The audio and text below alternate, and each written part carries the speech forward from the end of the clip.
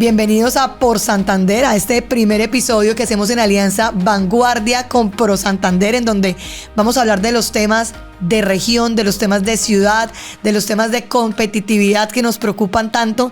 Bienvenidos a este primer episodio. Yo soy Juan Pablo Remolina, director ejecutivo de Pro Santander, y en este podcast vamos a hablar de lo que nos duele, lo que nos inspira, pero sobre el futuro del desarrollo de Santander. Y hoy vamos a hablar de una temática absolutamente esencial para el desarrollo de la región, que es el sistema de transporte masivo, algo que sin duda afecta a cientos de miles de ciudadanos metropolitanos y todas las personas que nos visitan. Bueno, yo creo que todo el mundo se pregunta qué pasó con Metrolínea, ese sistema que prometía salvar nuestra movilidad. ¿Qué vamos a hacer? ¿Cómo vamos a rescatar? Y hoy tenemos acá de invitado a John Manuel Delgado, que es el director del área metropolitana de Bucaramanga, desde donde lidera todo este proyecto de movilidad con una visión metropolitana, pero que también es un bici usuario, que por ahí lo han visto seguramente en su bicicleta, y que se ve la movilidad con una forma muy interesante. Y hoy nos va a contar primero cuáles son los proyectos que se vienen para Metrolínea, cómo vamos a tener sistema de transporte, pero también desde su visión personal, cómo ve la movilidad y para dónde vamos en Santander. Bienvenido, John Manuel, a este primer episodio del podcast. Bueno, Melissa, muchas gracias. Juan Pablo, un honor. Además, la presión de que este es el primer video podcast de Por Santander me pone aún más contento de compartir con ustedes. Y bueno, dispuesto aquí a hablar de lo bueno, lo malo, lo feo de nuestros sistemas de transporte, porque al final la postura también autocrítica de las autoridades, de los gobiernos, es importante para pues, no repetir historias que han fracasado y poder avanzar hacia el futuro.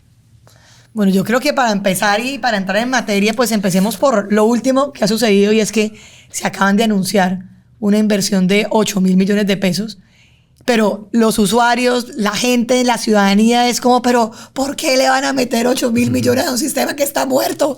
Cuéntanos tú, que tenemos acá castizamente, ¿qué es lo que vamos a hacer con 8.000 millones? Bueno, castizamente debo decirte algo inicialmente, y es que, y espero no ser aburridor con esto, el cerebro de los seres humanos funciona como en dos modos, un modo 1 y un modo 2.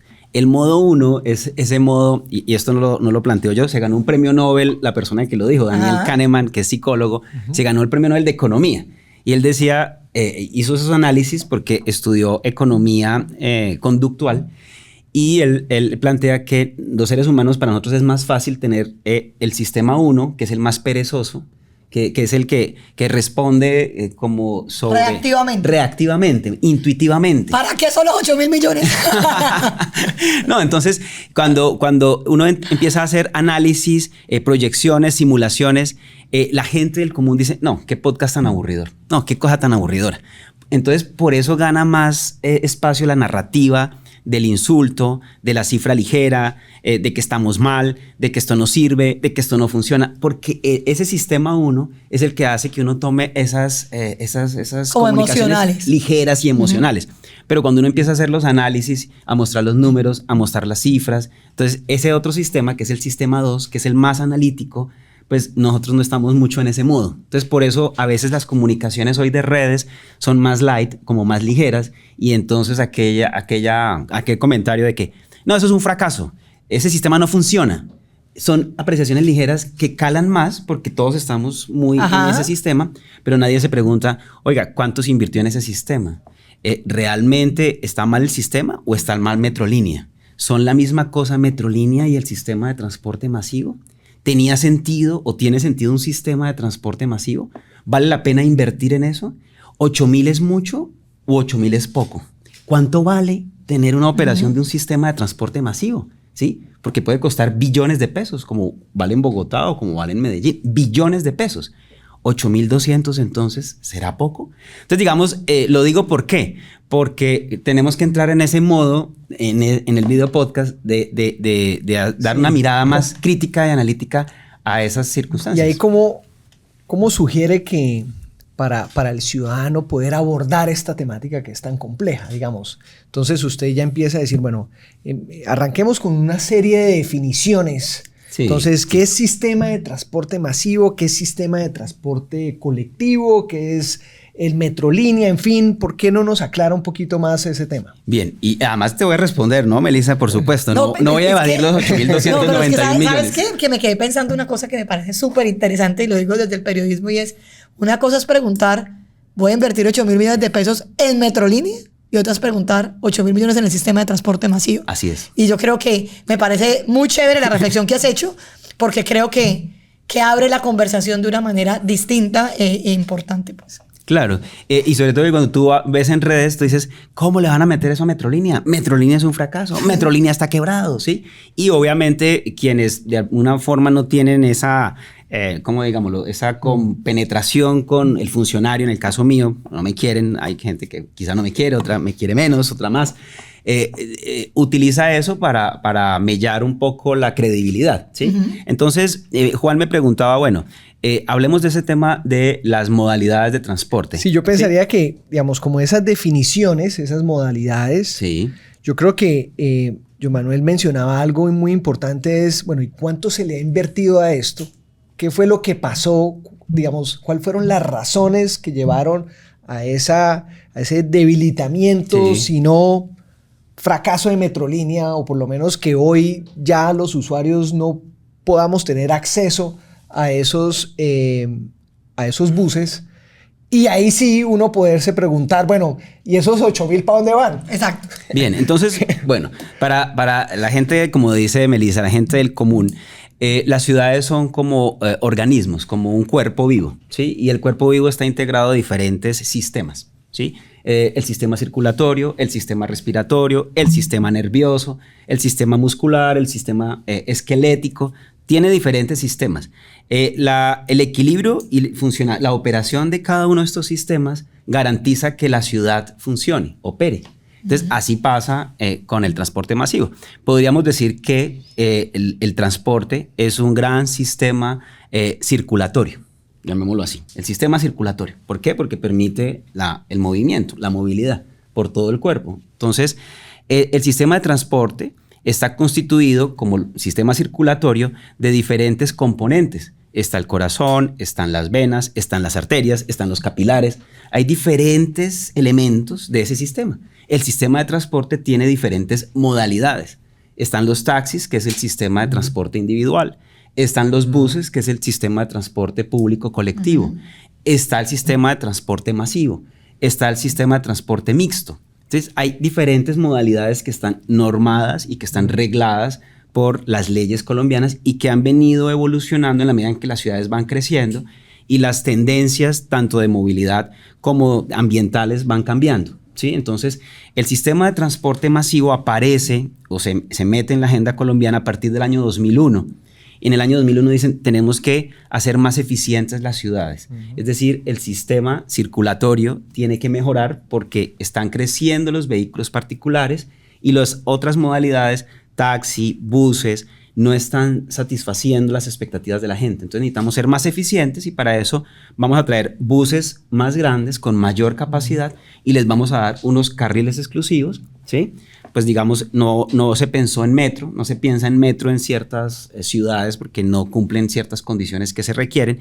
Entonces aparece como una alternativa pensada para que sea más eficiente la movilidad de los ciudadanos. Entonces aparece esta nueva modalidad de sistema de transporte masivo, empieza con documentos de política desde el año 2001 con varios COMPES, 2001, 2003, 2005, 2007, 2010, bueno, hasta hoy, 2025, ha venido teniendo avances.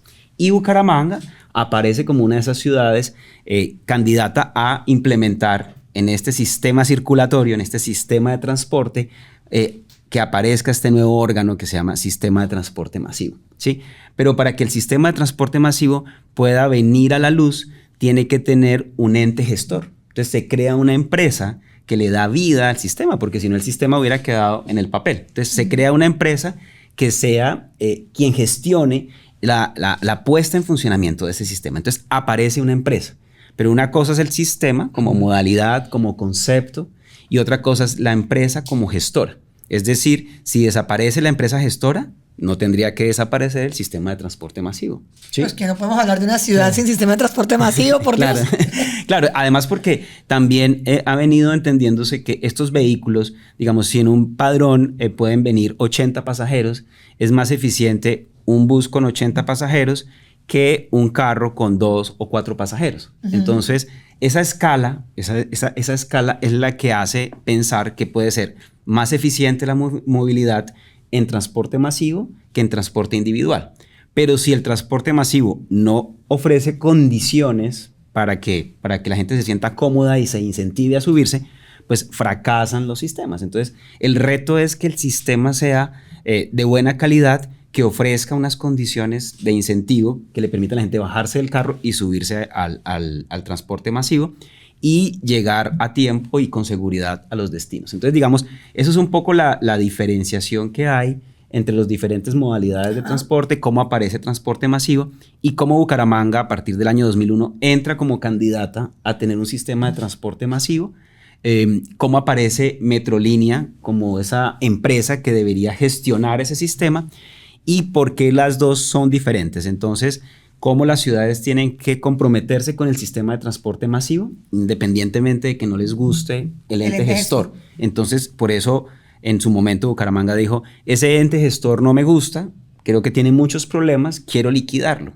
pero no voy a liquidar la empresa, pero no liquido el sistema de transporte masivo. El sistema tiene que seguir andando. Entonces, el convenio que tenemos en este momento de 8.291 millones de pesos está diseñado para garantizar la operación del sistema de transporte masivo, ¿sí?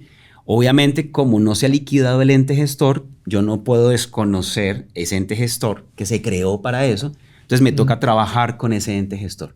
Pero la lógica del municipio de Bucaramanga es, no puedo dejar morir el sistema de transporte masivo. Y no lo puedo dejar morir por dos razones fundamentales. Uno, porque se ha hecho una inversión y es una modalidad de transporte que se ha pagado con recursos públicos y tiene una infraestructura que hay que utilizar. Además está normado, reglado, tiene sentido conceptualmente descongestionar las ciudades y ofrecer eficiencias. Y dos, porque la inexistencia de esta modalidad genera pobreza de transporte, que es un concepto importante que reduce competitividad y que aumenta pobreza. Entonces, la pobreza de transporte hoy está empobreciendo a aquellas personas que tienen que pagar tarifas diferenciales al capricho de diferentes modalidades formales o informales de transporte que aprovechan o abusan que no hay un sistema de transporte eficiente y entonces te cobran de Piedecuesta a Bucaramanga 25.000 pesos. Si está lloviendo te cobran 30.000. ¿Sí? Varían las tarifas y eso empobrece a la gente más pobre. Ahí yo, Manuel, ¿por qué no le recordamos a los oyentes cuánto es que se le ha invertido al sistema de transporte masivo?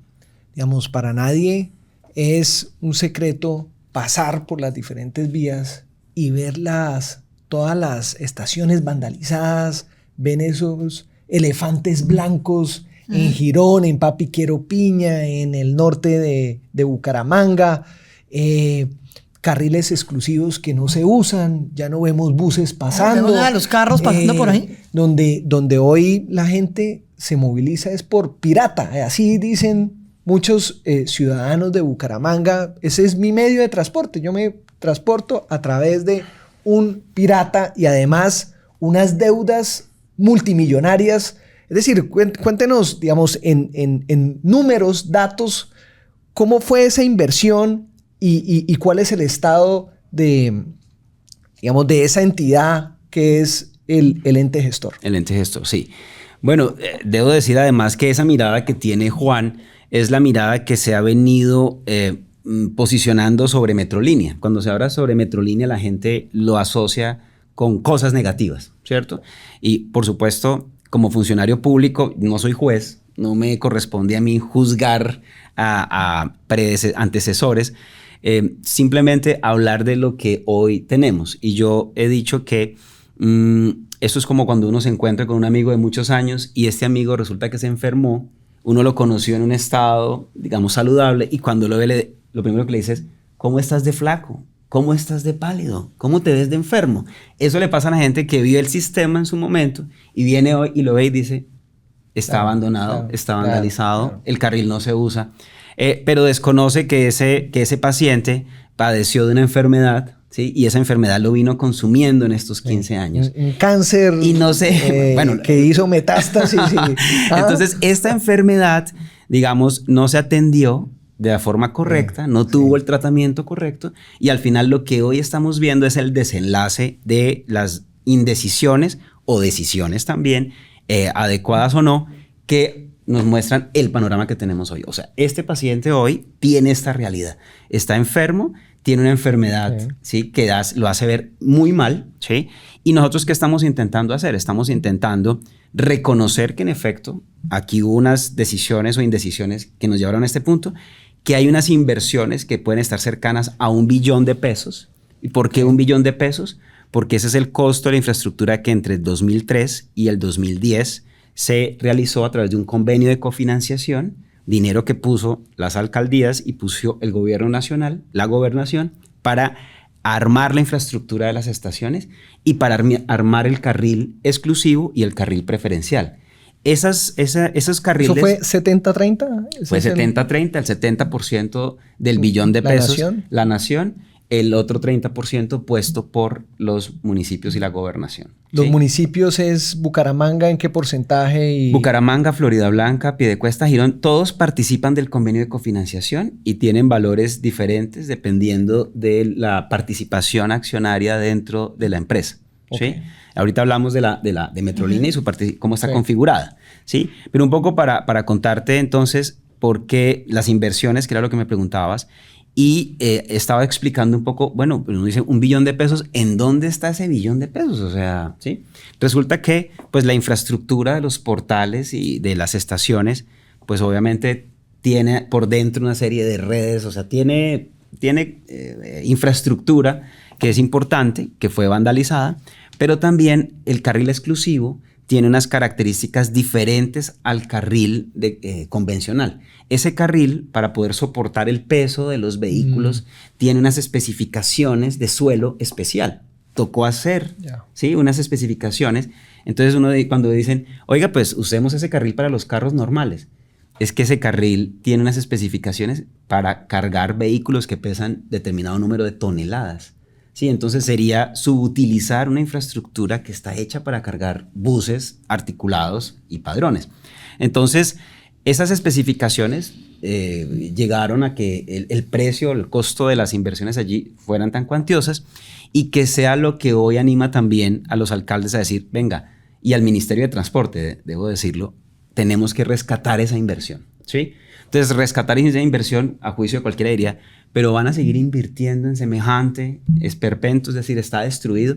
Claro, no se tomaron algunas decisiones, se vandalizaron las estaciones, se dejaron robar la fibra óptica, se robaron muchas cosas de las estaciones, se exacerbó eso en el estallido social de 2021, a algunos no les gusta que lo digamos, pero pues hay evidencia, fue así. Se vandalizaron estaciones no solamente en Bucaramanga, en toda Colombia, y eso empezó a profundizar una crisis que se venía agudizando con la COVID. Sí, la COVID le dio un golpe al sistema muy fuerte, porque era un sistema que había sido calculado para determinado número de pasajeros, y cuando viene la COVID, esos números de pasajeros además cae estrepitosamente, y como no hay recaudo, entonces, bueno, ¿quién cubre ese recaudo? Entonces, la empresa sale y dice, bueno, alcaldes, páguenme, ayúdenme a cubrir el déficit. Y los alcaldes, no, nosotros no tenemos plata para cubrir déficit. Bueno, entonces, ¿eso quién lo paga? Entonces, todo eso empieza a generar una bola de nieve que termina en este paciente enfermo de ¿qué? Tú dices, Juan Pablo. Cáncer. De cáncer con metástasis. Con metástasis nivel... No, es que, bueno, pero eso también me parece importante que la gente sepa, además que John Manuel es del sector salud, por eso es que él ve todo así. Sí, eso es importante que la gente lo sepa hoy en el podcast. Y bueno, yo entiendo muy bien lo del paciente. Un paciente que está en estado terminal, lo queremos sacar de la UCI. Entonces le damos una inversión a ver qué podemos hacer. Entonces digamos que tenemos claro las inversiones que se han hecho, que no se pueden botar a la basura, ¿sí? Y no podemos empezar desde cero porque sería absurdo cuando hay mucha inversión de por medio.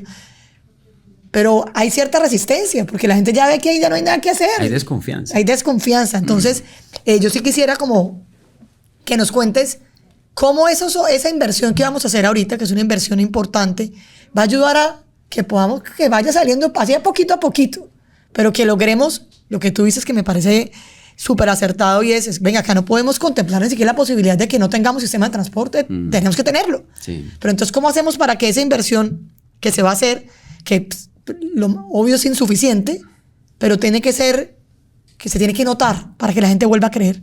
Sí, yo decía al principio algo y es, tenemos que aprender sobre los errores que se pudieron haber cometido en el pasado. Ajá. Para que esta operación que estamos Sea intentando diferente. hacer ahorita no los vuelva a cometer. No significa que seamos infalibles, pero sí tenemos claro, por ejemplo, que desde el principio se pensó un sistema que movilizara a diario 360,000 pasajeros y en su mejor momento movilizó 150 a 160,000 pasajeros. Entonces, si yo hago una proyección de un negocio en el que tengo que vender determinado número de productos y no lo logro, ¿qué hace el empresario? Dice, alerta, porque esto no me va a dar punto de equilibrio, Ajá. ¿o no? ¿Cierto? Sí, total. Entonces, pero esto se mantuvo en el tiempo, digamos, se obvió, no se logró ese número.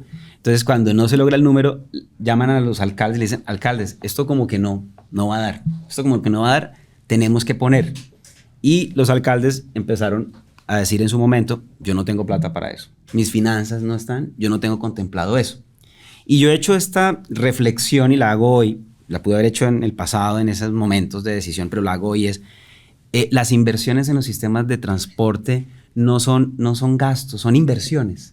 O sea, cuando uno invierte en transporte, que parece estrepitosas inversiones, escandalosas inversiones, yo estoy haciendo es reduciendo pobreza y aumentando competitividad. Y eso tiene un retorno a la inversión que se multiplica por 3 o por 4. Porque si yo reduzco tiempos de movilidad, mejoro calidad de vida, porque reduzco tiempos.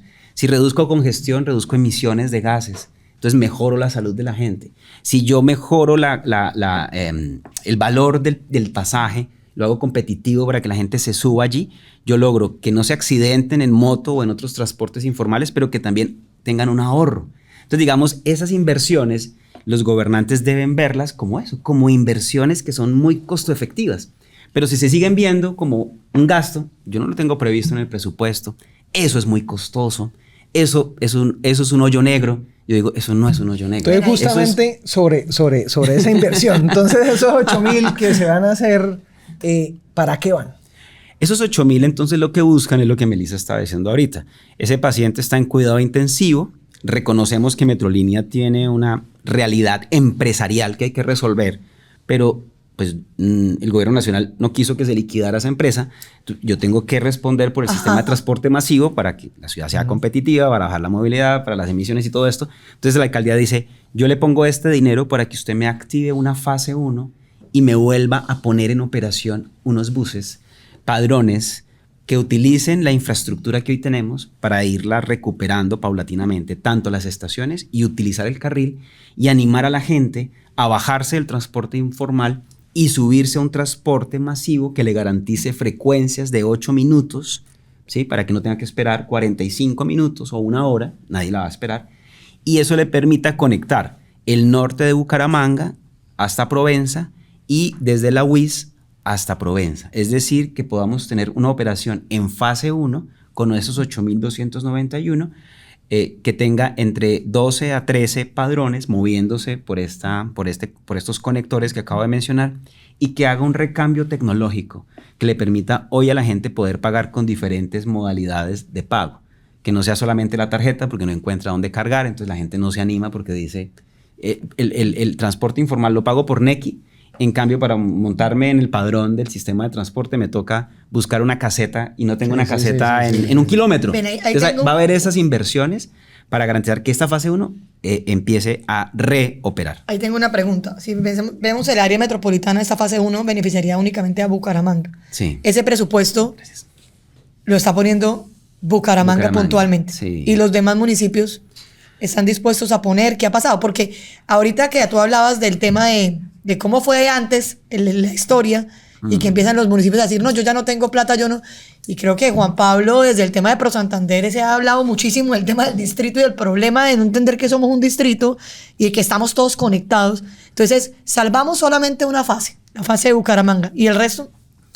Bueno, eso es una buena pregunta. Yo creo que los alcaldes son sensibles a la necesidad de hacer estas inversiones, pero quizá sus presupuestos no están preparados para tener la disponibilidad de recursos.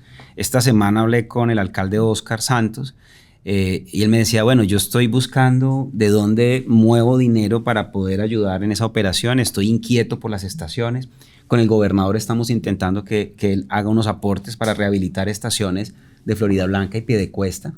Bucaramanga sí ha sido históricamente, no debo decir que no solamente en este gobierno, sino históricamente, ha sido quien ha aportado al déficit operacional. ¿Sí? Ese déficit, como lo dije, derivado del cálculo de pasajeros que no se logró, pero de otra cosa, y es que la tarifa real del sistema de transporte está muy, muy por encima de la tarifa que se le cobra al usuario. ¿Sí? La tarifa técnica puede estar en 4.300 pesos y la tarifa que se le cobra al pasajero son 3.000 pesos. O sea, el resto del costo lo está asumiendo. El resto del costo alguien lo tiene que asumir. Entonces, no tener eso en cuenta ha venido haciendo que el déficit de la operación vaya creciendo, que no haya aportes municipales de los 4 municipios que subsanen esa realidad.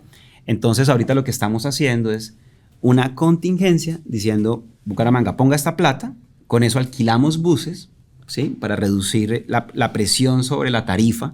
Si yo pongo los buses, la tarifa la puedo acolchonar, es decir, la tarifa técnica la puedo bajar a la tarifa real. ¿Cuánto quedaría la tarifa? No, vamos a intentar nivelarla con la del TPC para que esté alrededor de los 3.000, ¿sí? Que esté entre 2.800 a 3.200. Incluso con el sistema tecnológico que estamos proponiendo, poder dar tarifas diferenciales a la gente. Si tú eres estudiante, entonces que tengas un valor. Si eres adulto mayor, que tengas otro valor para dar incentivos. Entonces, a lo que voy es que los alcaldes sí están sensibles a esa realidad, pero sus presupuestos no están preparados. Pero entonces, sí me parece importante que la comunidad, digamos, que conozca que el hecho de que la fase 1 solamente esté involucrando a Bucaramanga es una cuestión netamente presupuestal, pero no es falta de voluntad, ni es que solamente se quiera solucionar el problema de la movilidad de uno de los 4 municipios. Digamos, yo creo que primera decisión, vamos a arrancar con Bucaramanga, ¿no? Ese es el tema. Están hablando de 12 a 13 buses. Padrones, sí, señor. Padrones. ¿Qué pasa con los alimentadores? Es decir, o es suficiente con esos 13 padrones. La tarifa permanecería, digamos, igual. ¿Y cuáles son los tiempos? ¿Cuándo arrancaría y con quién se contrataría este convenio, digamos, o hacer esta operación? Bien, ahí hay varias preguntas y recordemos que entonces estamos hablando de un paciente gravemente enfermo, también, porque he escuchado también comentarios que esperan que mágicamente nos critican, dicen, ¿dónde están los buses eléctricos? ¿Dónde están los teleféricos? ¿Dónde está, no sé, dónde están las estaciones? Como si de manera milagrosa todo lo que ocurrió en los últimos 15 años con este paciente enfermo se pudiera resolver.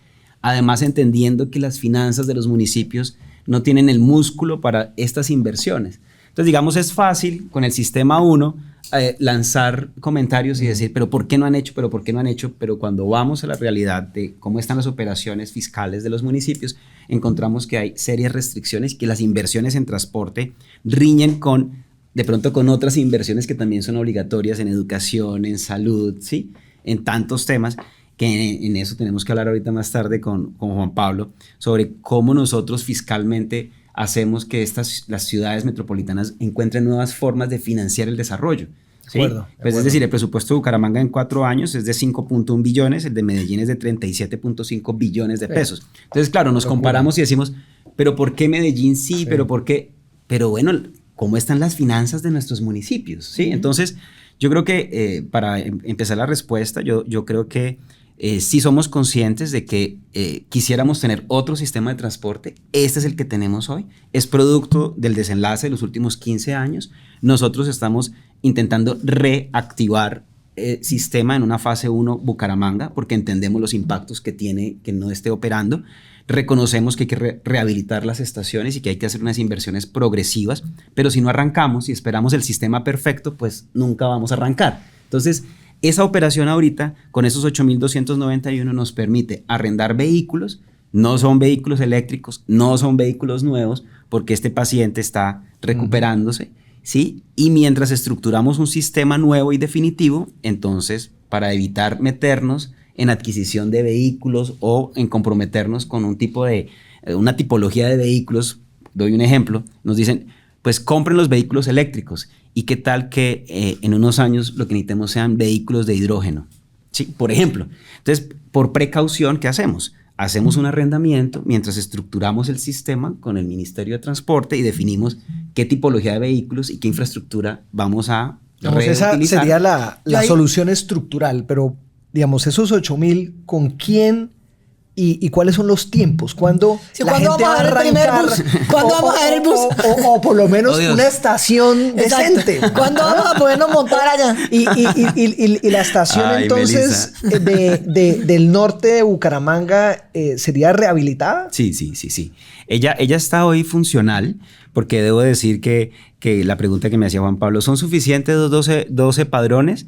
Sí y no. Claro, la capacidad transportadora del ente gestor del sistema, pues digámoslo, es de cerca de 237 vehículos. Entonces, claramente 12 vehículos pues no hacen la diferencia, pero sí hacen la diferencia en el carril exclusivo. Entonces, ¿qué tocó empezar a hacer a partir del año 2021? Cuando se va uno de los concesionarios del contrato de concesión y caen cerca de 60 vehículos que ya salen de la operación, entonces el gobierno nacional y los municipios dijeron, nos toca con TPC, nos toca el tema de alimentadores y pretroncales, esto nos toca traer a los transportadores de los buses públicos, de transporte público colectivo, y decirles, venga, complementen nuestra operación porque nosotros nos estamos precarizando. Entonces entra los acuerdos de complementariedad e integración con TPC para suplir esa pérdida de capacidad de flota que tiene el sistema de transporte masivo, ¿sí? Entonces, así se resolvió en ese momento esa coyuntura, ¿sí? Pero no se modificó el contrato de concesión y el contrato de concesión que estaba firmado a 15 años va languideciendo paulatinamente hasta quedar el año pasado con una operación de 5 buses, ¿sí? Cuando las operaciones en el carril exclusivo demandaban más de 35 vehículos. Terminamos con 5. 5 vehículos, ¿qué frecuencia creen ustedes que podría tener? 5 vehículos recorriendo todos los kilómetros del carril exclusivo y preferencial. Pues claramente cada hora, ¿quién va a esperar una hora a que pase uno de estos vehículos? Sí. Entonces, tuvimos que dejar que terminara el contrato de concesión. Nosotros éramos conscientes de que los términos de ese contrato no lograron satisfacer las expectativas del sistema y dijimos, ya terminó. Terminó en abril, el 26 de abril, y entonces ya nos veníamos preparando para saber cómo íbamos a contratar una operación transitoria con esos buses por ese carril. Entonces el tema es, ¿con quién lo hacemos? Entonces los transportadores locales dijeron, nosotros somos los llamados a hacerlo, ¿sí? Pero ellos hicieron sus valoraciones de riesgo y las inversiones que tenían que hacer, digamos, podían poner en riesgo a sus empresas. Entonces, finalmente nos dijeron, no podemos ir en esa operación. Ya habíamos abordado negociaciones y contactos con el Metro de Medellín. El Metro dijo, yo podría, pero tengo que examinar internamente si reputacionalmente, digámoslo así, le viene bien a Medellín alquilar o rentar vehículos y de pronto no mirar si esos vehículos aquí localmente se van a necesitar, se van a requerir. Entonces, hemos tratado de mantener como una negociación que permita traer esos vehículos y ya tenemos un preacuerdo, pero la junta directiva tiene que tomar esa decisión. ¿Libero esos vehículos para que vayan a Bucaramanga o definitivamente los tengo acá para suplir necesidades de la operación de Medellín? ¿Sí? Entonces, obviamente nosotros tenemos activo otro plan. Entonces, tenemos plan A, plan B, plan C, pues no podíamos quedarnos esperando, no podíamos sacar una licitación, porque no podemos dar garantías de una licitación de concesión a 5 o 10 años, porque no sabemos cuál va a ser el sistema de transporte. Entonces yo no puedo comprometer los presupuestos municipales en una concesión que después digan, John Manuel tenía un negocio y dio una concesión a 10 años para un sistema que no sirve, ¿sí? Entonces me mantengo en la idea de que lo que se requiere ahorita es el arrendamiento. Entonces empezamos a buscar en el mercado empresas del sector transporte que tuvieran capacidad inversionista para adquirir los vehículos y ponerlos en renta.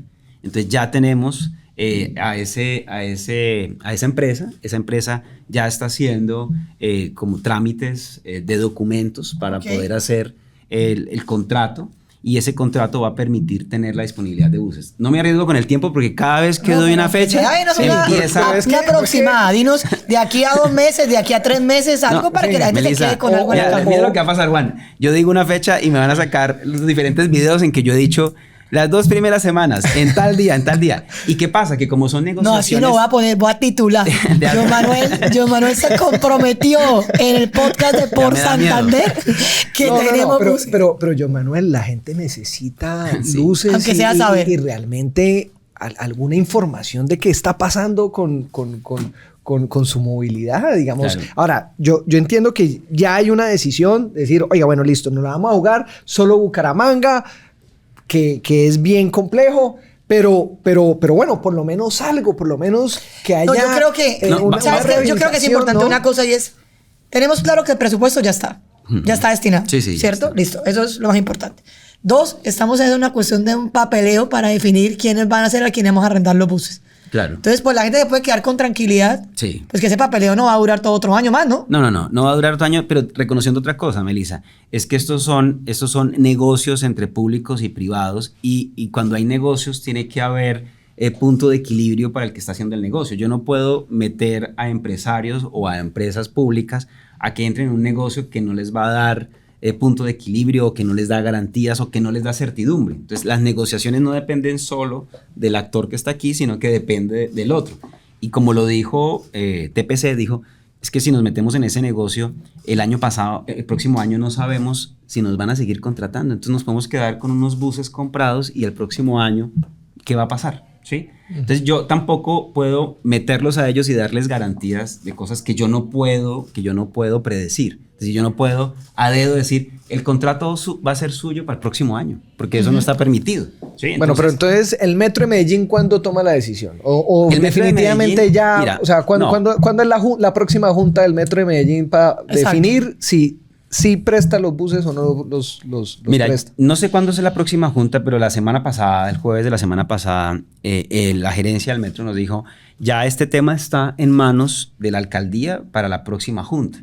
Yo tengo no sé si la certeza, pero por lo menos sí creo que esta semana se hace junta directiva del Metro para tomar alguna decisión sobre lo que ya tenemos avanzado, porque ya tenemos un acuerdo jurídico, financiero y demás, pero igual también estamos trabajando con el otro inversionista para que el otro inversionista mire si las condiciones del negocio le pueden permitir. Si el Metro dice que sí, perfecto, Metro. Pero si el Metro dice que no... Ahora, con ellos sería el arriendo de los buses y paralelamente ustedes van a hacer la rehabilitación de las estaciones. Sí, digamos, vamos con otro proveedor. Sí, la rehabilitación de estaciones va a ser inicialmente, hay 10, si no estoy mal, que están hoy activas, porque no todas están inactivas, ¿sí? Okay. Digamos de 36, recuerdo bien, bueno, tendría que corregirlo, pero creo que hay 10 que están activas. Entonces, ¿qué se hace? Esas 10 que están activas, se le hace un arreglo estético, cosmético, o sea, se rehabilitan un poco, que la inversión no sea tan cuantiosa, porque no está el recurso en este momento, y Bucaramanga está configurando un proyecto de inversión que está poniendo dinero para la rehabilitación de las otras estaciones. ¿Qué estamos intentando por otro lado? Con la Gobernación de Santander, que expresó su deseo de apoyar la rehabilitación de estaciones, proponiéndole un plan para que rehabilite las estaciones de Florida Blanca y Piedecuesta, ¿sí? Dado que ellos han manifestado que no tienen el recurso para esa rehabilitación. Entonces, con estaciones rehabilitadas, los alcaldes de pronto dicen, ok, ya tengo la estación, no me ponga a poner tanto, arriendo buses y con el arrendamiento de los buses utilizo la infraestructura. Yo tengo otra pregunta que me parece importante y es, listo, solucionamos el problema del Metro de Medellín que viene todo, se soluciona todo.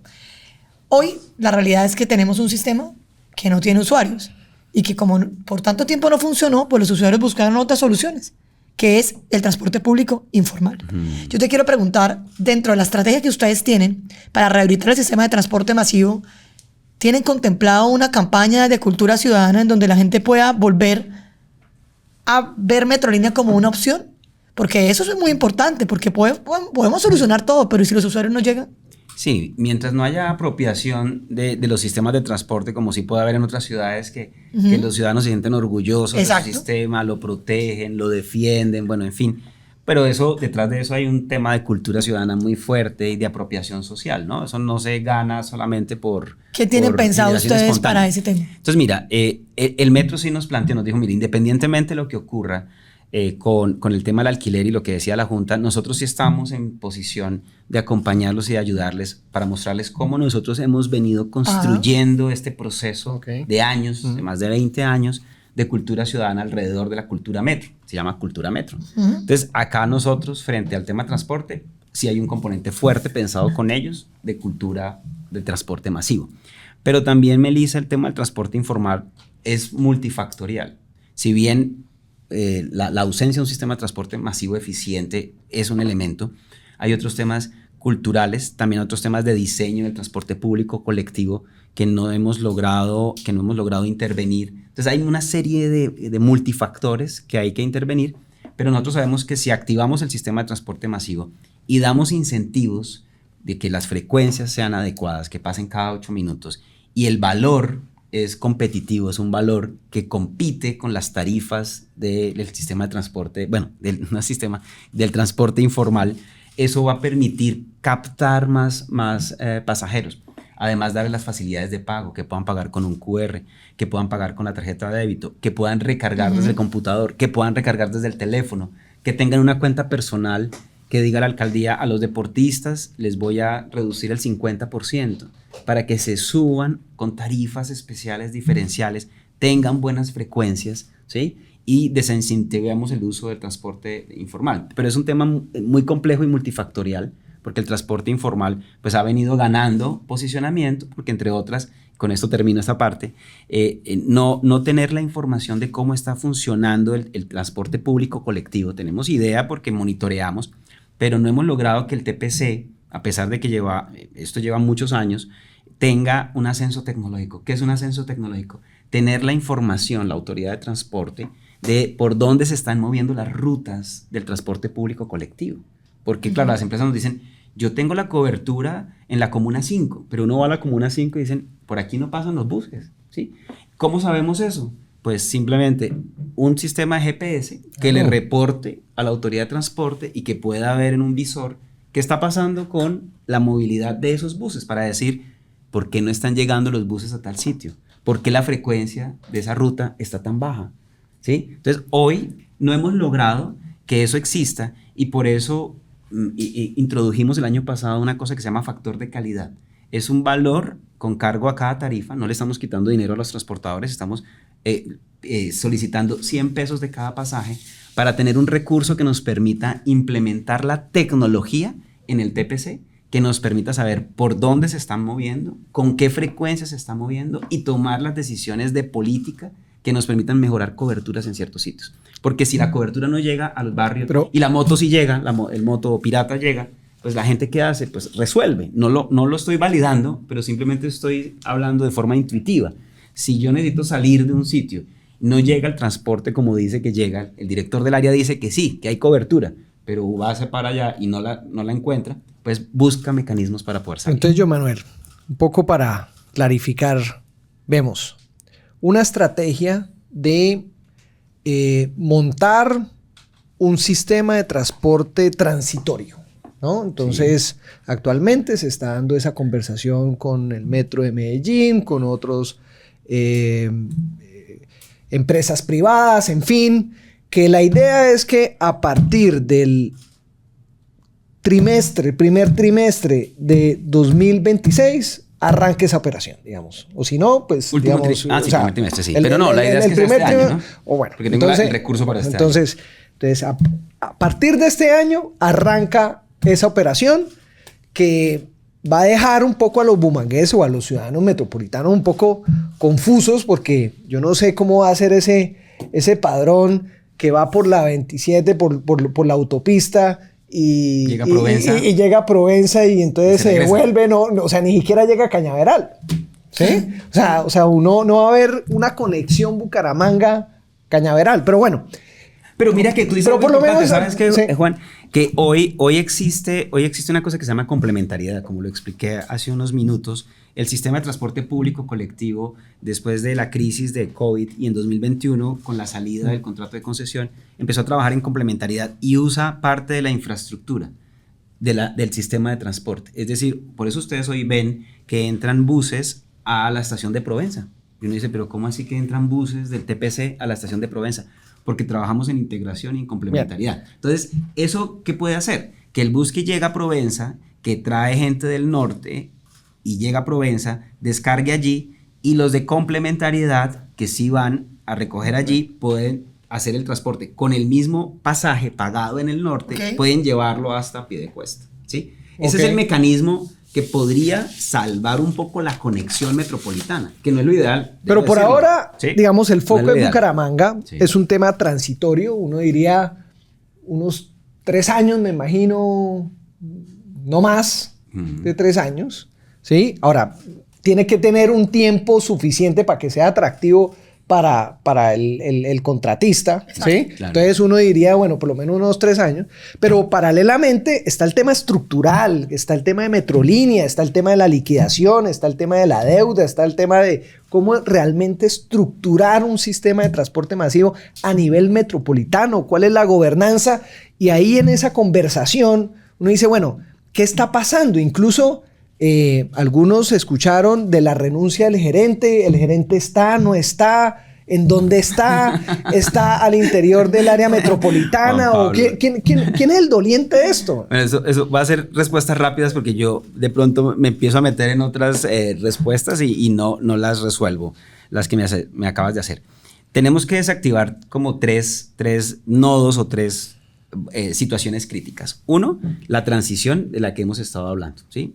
A rearrancar la operación, rehabilitar estaciones, recuperar algo de la confianza y ver cómo esto se activa, se reactiva. Dos, que es otro tema, otro nodo, y es tema de la sociedad Metrolínea S.A. Ese tema, digamos, lo tienen que resolver los socios. Yo no estoy, digamos, yo hago parte de la asamblea, pero no soy socio. Entonces, digamos, el área metropolitana seguramente estará involucrada en lo que se decida con la sociedad Metrolínea. ¿Nosotros en qué estamos concentrados? En la reactivación del sistema y en el otro componente, que es el tercer nodo, y es la estructuración técnica, legal y financiera del nuevo modelo de sistema de transporte masivo. ¿Sí? Que ese es un tema que tiene que ir en paralelo, porque si me concentro solo en este y me meto acá en este no anda. Y entonces después vamos a decir, bueno, ¿y cuál es el sistema que necesitamos nosotros? Si esto es transitorio, ¿cuándo vamos a diseñar este que está acá? Entonces, claro, es ahí donde aparecen los expertos, que yo pienso que debe ser esto. O sea, hoy aparecen miles de expertos opinando. Entonces, vieron el metro, vieron el sistema de transporte europeo en España, en tal sitio. Entonces, vienen y lo traen y dicen, ese es el que necesitamos. Nosotros tenemos que hacer la gran apuesta local para definir cuál es el nuevo modelo. Pero entonces ahí, en esas dos conversaciones, que es Metrolínea y lo estructural, digamos, ¿cómo vamos a diseñar ese gran sistema? Entonces, sobre Metrolínea, ¿qué va a pasar con la liquidación? ¿Qué va a pasar con esa deuda? O sea, ¿eso finalmente se va a liquidar o no? Listo. Entonces, Metrolínea, ya el tema como societario, el gerente está, ¿sí? Es un gerente que, pues, ante la no autorización por parte de la asamblea de la liquidación que solicitó el alcalde con autorización del consejo, la presidencia dijo, no vamos a liquidar al ente gestor. Liquidarlo implicaba para el gobierno nacional un alto nivel de complejidad porque hay otros sistemas de transporte con entes gestores también emproblemados. Entonces, eso podría generar un efecto dominó en los otros sistemas. Entonces, sentó su posición, la hemos respetado. Entonces, eso exige que la empresa tenga existencia jurídica todavía y que tenga que asumir las deudas, los pasivos que tienen y los déficits operacionales que tienen, ¿sí? Eso lo debe gestionar el gerente. El gerente está nombrado, está activo, está, digamos, hoy trabajando. La liquidación del ente gestor de Metrolínea depende del gobierno nacional, netamente. Sí, depende del gobierno. O sea, no se ha liquidado porque el gobierno nacional no quiere liquidarlo. Sí, claro, no quiso. ¿Qué porcentaje tiene el gobierno nacional? Lo que pasa es que el gobierno nacional tiene una configuración. Cuando se firmó el convenio de cofinanciación, dijeron, bueno, la mayoría de las acciones la van a tener Bucaramanga y los municipios, Bucaramanga sobre todo, pero mientras el convenio de cofinanciación con el que pagamos la infraestructura no se haya liquidado, nosotros tenemos una especie de posición dominante sobre la asamblea. Tenemos menos acciones, pero nuestras acciones pesan más. ¿Sí? Entonces, para poderlo explicar así como de manera sencilla. Entonces, eso es lo que hace que dentro de la asamblea sean ellos los que establezcan la posición de lo que se hace con el ente gestor. Entonces, y si no se liquida, entonces, ¿qué pasa? Ven, y importante también, antes de que respondas, o sea, para que lo unas en la respuesta que te hace la pregunta que te hace Juan Pablo, y es, ¿qué fue lo que dijo el gobierno nacional? ¿Por qué no liquidarlo? Sí, el gobierno nacional plantea que las causales que presentó en Bucaramanga y el ente gestor de liquidación no son suficientes para justificar que se liquide esa empresa. Sobre todo porque la liquidación del ente gestor implicaba que el sistema debería tener un ente gestor. No se puede quedar sin ente gestor porque así se definió normativamente. Tiene que existir un ente gestor. Entonces parecía que se liquidaba porque tiene unos pasivos y una situación que no puede contener, pero vamos a crear otro, de cero. Entonces, pero venga un momentico.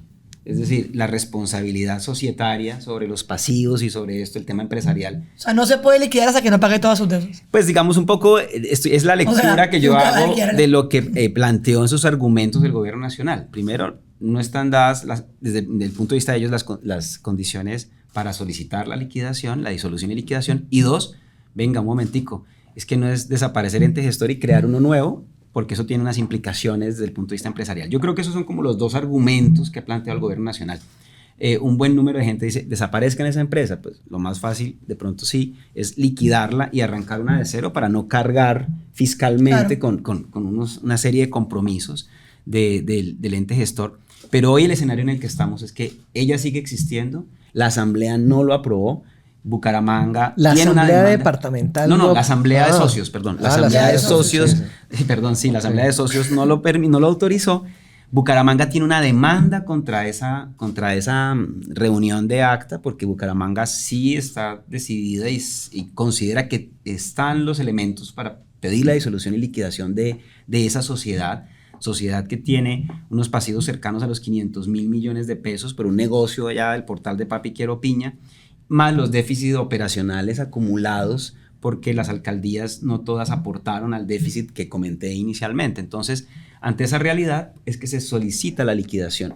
Ante la negativa del gobierno nacional, yo, como autoridad de transporte, tengo que reconocer que esa empresa sigue viva, no la puedo desconocer, que hace parte del ecosistema, del sistema de transporte, y por eso estamos trabajando con el ente gestor para que el ente gestor de forma transitoria me ayude con la operación del sistema de transporte masivo. Porque yo soy autoridad de transporte, yo no soy operador de transporte. ¿Sí? Pero entonces usted le va a dar vida a Metrolínea en el marco del sistema transitorio. Exactamente, sí. Eso es importante. Yo voy a jugar con ellos porque ellos existen, no los puedo dejar por fuera, y es como el recurso que tengo localmente disponible, avalado por el Ministerio de Transporte y Hacienda, que dijeron, él existe y no me lo va a sacar de la ecuación. Entonces estamos interactuando con ellos para que ellos, con la experiencia que tienen, nos ayuden en esta etapa a garantizar la transición. Pero otra cosa son los temas legales y la disolución y la liquidación. Por eso Bucaramanga le entrega el dinero al área metropolitana de Bucaramanga y dice, área metropolitana, ayúdeme usted a garantizar esta operación.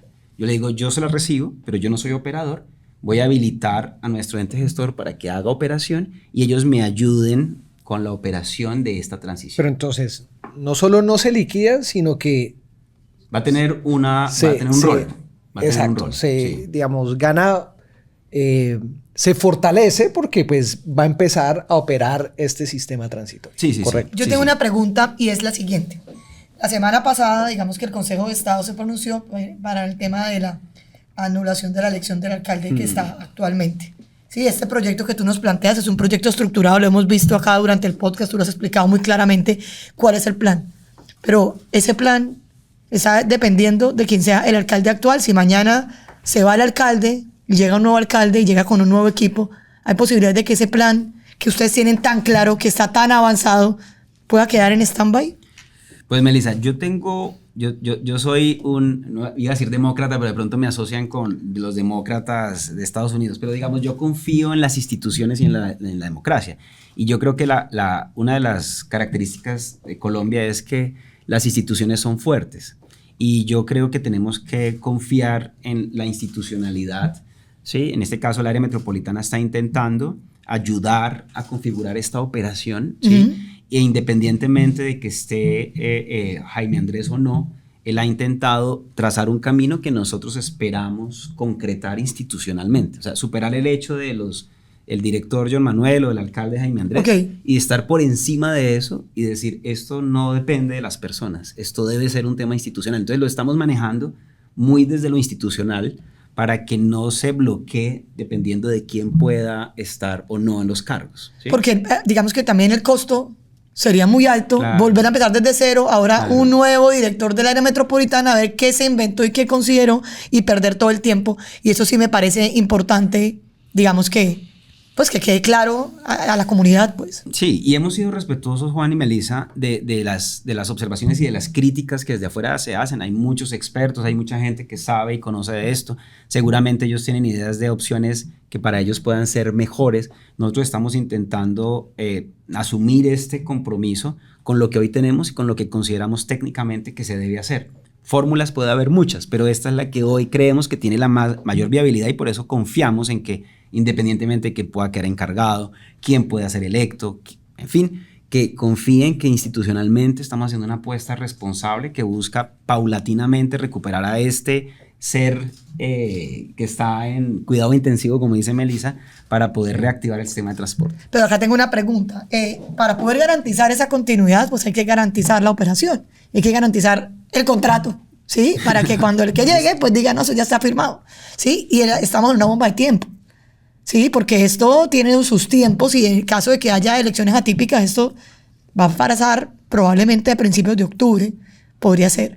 Entonces, el tiempo que tenemos es corto. ¿Tú crees que sí vamos a lograr que esto quede asegurado para la ciudad? Porque hay que tener claro que aquí el sistema de transporte es un tema muy importante. Muy importante, Y sí. tenemos que asegurarlo y no podemos seguir patinando y pedaleando sobre un sistema de transporte que ni exista, o sea, al menos que exista un poquito y que empiece a resolver.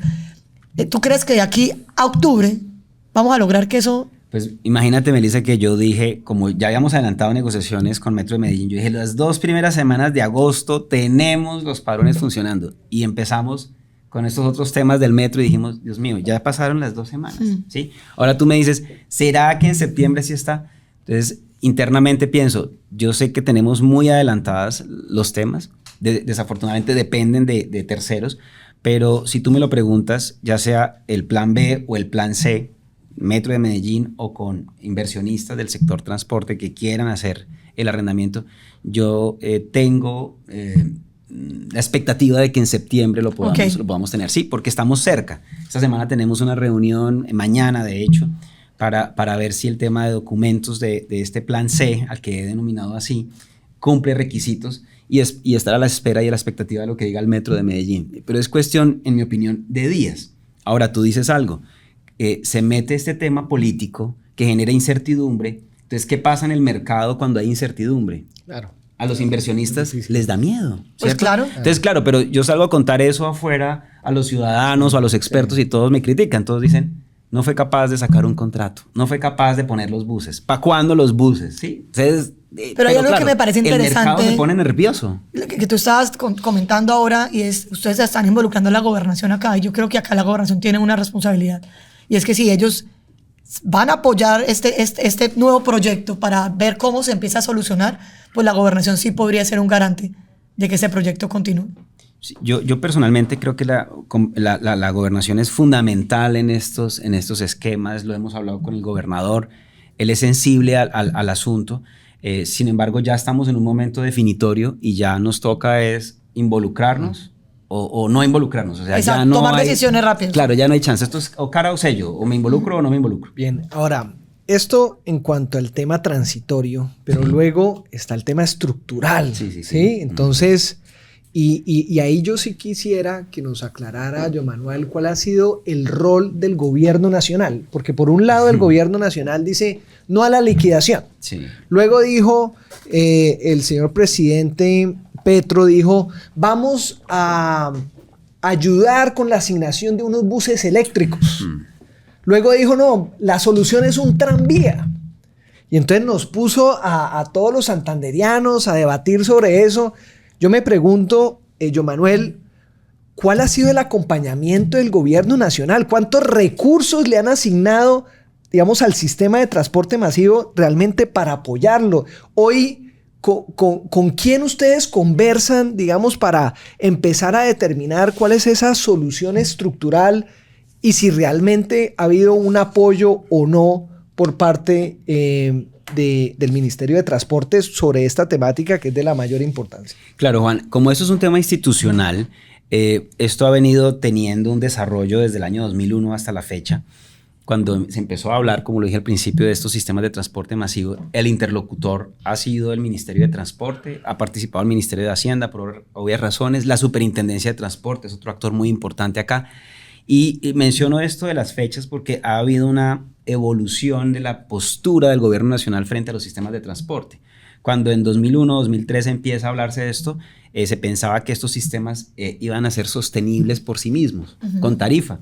Después se empezaron a dar cuenta que no iban a ser sostenibles con tarifa, entonces se empezaron a crear alternativas para que en los planes de desarrollo del gobierno nacional hubiese recursos para invertir en los sistemas de transporte masivo. Después se crea como la figura de los fondos de estabilización de los sistemas de transporte, para reconociendo que no iban a ser sostenibles por sí mismos, que iban a acumular déficit operacionales, entonces ver cómo con el aporte de los municipios se podía costear y fondear.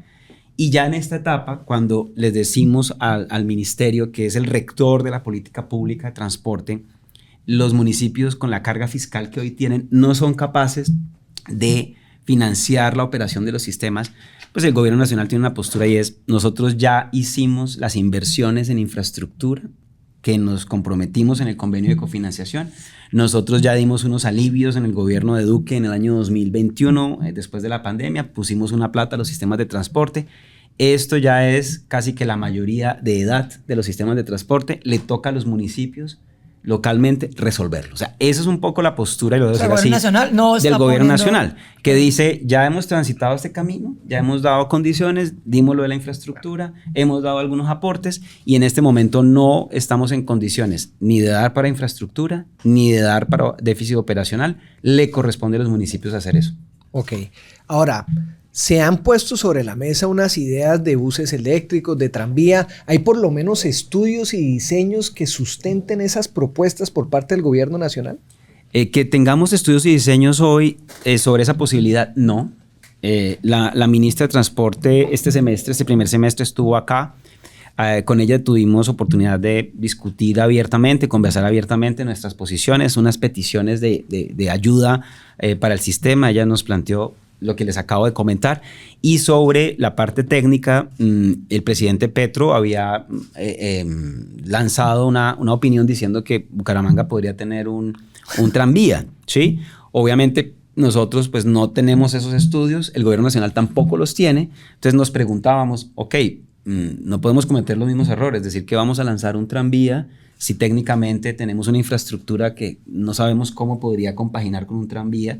Entonces, digamos, todas las ideas siempre son chéveres, son buenas, pero ya tenemos la experiencia de que lanzar ideas que no estén sustentadas y que no den punto de equilibrio son peligrosas. Lanzar ideas para los likes en X es demasiado irresponsable sin estudios previos. Bueno, entonces, ¿qué activó el ministerio? Debo decirlo. Habló con el Metro de Medellín y le dijo: oiga, venga, hágame por favor una valoración de si hay una prefactibilidad o sería posible que pudiéramos tener un tranvía en Bucaramanga y su área metropolitana. Entonces, el metro ya está en ese proceso, haciendo esas revisiones, y ya veremos qué dice en diciembre, pero todavía yo no podría decir que esa sea la alternativa. Lo que sí debo decir, Juan, es que pues ya tenemos un camino recorrido. Digamos, yo obviamente no puedo negar lo que ya ocurrió, pero de aquí para adelante ya hay un camino recorrido, hay una infraestructura, hay unas inversiones, hay una experiencia, y nosotros sí tenemos que hacer un diseño nosotros localmente, con los gremios, con los actores académicos, con las comunidades, de cuál es ese nuevo sistema que queremos estructurar y cuál va a ser la operación financiera que le vamos a proponer a ese nuevo sistema. Claro, para que sea sostenible. ¿Será que vamos en una APP? ¿Será que hacemos lo del metro, lo que hizo el metro de Bogotá, en Bogotá, con un gobierno específico? ¿Sí me entiendes? Tenemos que entrar a estructurar esa nueva operación. Mientras tanto, para no distraernos, pues tenemos que hacer eso, pero tenemos que garantizar la transición. Y mientras tanto, tenemos que ver qué va a pasar con el ente gestor como sociedad. Entonces tenemos esos tres frentes de trabajo, ¿sí? Sí. ¿Cómo se ve ese panorama? Bastante complejo, y eso, si no le adicionamos el tema de la informalidad, que uno también pensaría, bueno, teniendo en cuenta ese panorama, la informalidad va a seguir. Va a seguir porque pues no vamos a dar una oferta que esté realmente a la altura, o por lo menos que permita las rutas, etcétera. Entonces, otra alternativa es, bueno, ¿cómo se le da alguna organización a la informalidad, ¿no? De tal manera que permita al usuario tener algunas luces, tener, digamos, o sea, un turista llega a Bucaramanga y queda en un laberinto. O sea, si esa persona va a querer ir de Bucaramanga a Floridablanca, realmente, digamos, no hay información, a no ser que sea una aplicación, etcétera, pero realmente carece de elementos realmente para movilizarse. Y que es importante tener claro que la realidad es que venimos de cero. O sea, no hay un sistema de transporte, entonces la gente, pues la informalidad es la única solución que hay en este momento. Pero pues esperemos que con esta nueva alternativa que es transitoria, pues que ojalá evolucione rápido y que ojalá los otros municipios se puedan montar, la gobernación también, y ayuden a que esta solución, que puede ser en el muy largo plazo, se termine dando más rápido de lo que esperamos. Pero un poco lo que menciona Juan y tú, Melissa, digamos, hoy hay unas capacidades que probablemente son insuficientes con el transporte público colectivo. Digamos, no está el sistema de transporte masivo con la operación de la troncal, pero ellos están trabajando en complementariedad con unas rutas que eran del sistema de transporte masivo. O sea, ellos están supliendo ciertas rutas para no dejarlas abandonadas.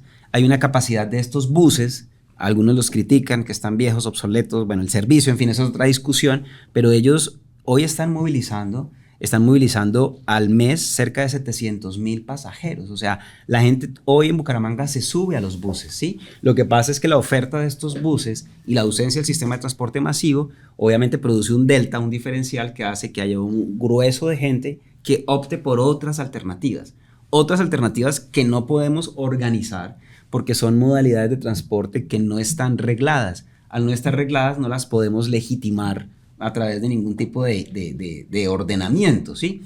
Y somos conscientes que en la medida en que fortalezcamos la operación del TPC y del transporte masivo, le podemos competir y reñir a esta informalidad. Sobre todo porque, lo que les decía, en términos de precios, hoy la gente está empobreciéndose, pagando este tipo de transporte informal, que sí le resuelve la movilidad, pero lo pone en riesgo y lo empobrece cada vez más. ¿Sí? Un accidente en estas motos sin SOAT, un accidente de estos, termina empobreciendo a alguien por pagar, no sé, 3,000, 5,000 pesos para que lo transporte, puede terminar en una UCI con una secuela de por vida que ¿quién se lo va a pagar? ¿Sí? Entonces hay unas consecuencias de transporte informal que además tampoco podemos desconocer que socialmente es muy fuerte porque se ha convertido en una opción de trabajo de una gran cantidad de familias, ¿no? Entonces es una cosa compleja, pero la única forma, o bueno, una de las formas más poderosas es tenemos que mejorar la oferta de transporte público. O sea, si hay una apuesta de desarrollo local,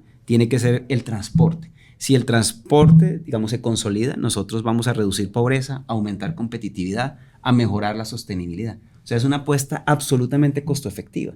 Y necesitamos entonces que los gobernantes no la vean como un gasto, que la vean como una carga, sino que se la jueguen con esa inversión. O sea, esta inversión es tan importante, voy a decir algo que puede ser grotesco, es tan importante como el PAE. O sea, esto es tan importante como el PAE. ¿Por qué? Porque lo que se ahorre la gente transportándose aquí se lo puede dar al hijo en nutrición. Hoy ese costo hoy está riñendo con la canasta familiar de muchos ciudadanos. Entonces, esta es una inversión que directamente no te da, como dice Melissa, no te da like, directamente no te da like, pero el retorno social que tiene es impactante. Y el retorno en competitividad, el retorno en turismo. O sea, es un retorno. Y la seguridad vial. La seguridad vial. Decir que las personas no pongan en riesgo su vida, porque eso es lo que está sucediendo hoy cuando se movilizan en una moto que no tiene los seguros, no tiene la experiencia, en fin. Bueno, aquí hemos conversado sobre estos temas, pero yo creo que hay un tema que también la gente se pregunta y es otros modos de transporte como la bicicleta. Y la gente dice, bueno, y Chloe y esta inversión Exacto, eso toca hacer otro podcast sobre la bicicleta. ¿Qué pasó? O más bien lo dejamos para otro. Pero yo puedo hacer un resumen de Chloe, digamos, era una operación piloto. Debo decirlo que era un piloto que se hacía con tema de bicicleta compartida. Es un camino que tenemos que transitar, las ciudades tienen que transitar ese camino. Bogotá lo hizo, Medellín lo trata de hacer. La idiosincrasia juega mucho, la topografía, el clima, o sea, hay muchos factores, ¿sí? Y yo creo que el piloto cumplió su propósito, ¿sí? Y el piloto lo que debe hacer es mostrar cuál es el camino que se debe recorrer. Entonces, ya sabemos que la bicicleta eléctrica debería ser una opción para dar comodidad, confort, velocidad. Si doy bicicletas mecánicas sin asistencia eléctrica, va a ser más difícil que la gente se anime a andar por la calle. Hay un tema de cultura ciudadana, de idiosincrasia. A los santanderianos nos gusta, a los bumangueses les gusta mucho ir en su carro, ¿sí? Voy en mi carro, ¿sí? El que va en bicicleta es el mensajero, el que va en bicicleta es el obrero. Yo no soy ni mensajero ni obrero. Hay también una expectativa idiosincrática cuando me gradúo en la universidad. Mi carro, mi moto, ¿sí? Yo no me voy a montar en una bicicleta. ¿Qué van a pensar de mí? Que no estoy progresando. O sea, esa idea conceptual de que el progreso es el vehículo, el motorizado, pues lo tenemos muy arraigado, ¿sí? Ya hay otras economías que ya los muchachos hoy son inteligentes porque no invierten en el vehículo, sino que invierten en acciones y esa platica compra una bicicleta y les va mejor por salud y por dinero. Entonces yo creo que hay unos temas que tenemos que analizar del piloto de Clovi, ¿sí? Para saber qué podemos caminar, qué camino tenemos que caminar. Claro, como el sistema de transporte masivo y el ente gestor tenía a cargo la operación de Clovi, la crisis de la empresa y la crisis del sistema de transporte ha hecho que el tema de la bicicleta quede en medio de este sándwich. Muy grave. Pero sí, claro, es inquietante. El año pasado estuvimos haciendo unos esfuerzos con unos empresarios que vía APP querían traer un sistema de transporte de bicicleta eléctrica. No lo logramos concretar por unos temas de reputación de la empresa. Pero hay una gran debilidad en nuestras economías locales, Melissa y Juan Pablo, y es que esas nuevas formas de relacionarnos con los privados para que hagan negocios con el público no la hemos explorado, ¿sí? Medellín tiene una agencia especial para APPs, dedicada a configurar APPs, ¿sí? Y a nosotros nos da miedo cuando decimos vamos a configurar una operación público-privada para hacer esto. Y hoy está cada vez más demostrado que nosotros tenemos que asociarnos con los privados para que ciertos temas como este funcionen, porque el privado asume una responsabilidad en el diseño y en la inversión y el agente público le da las garantías para que esa operación se dé en el territorio.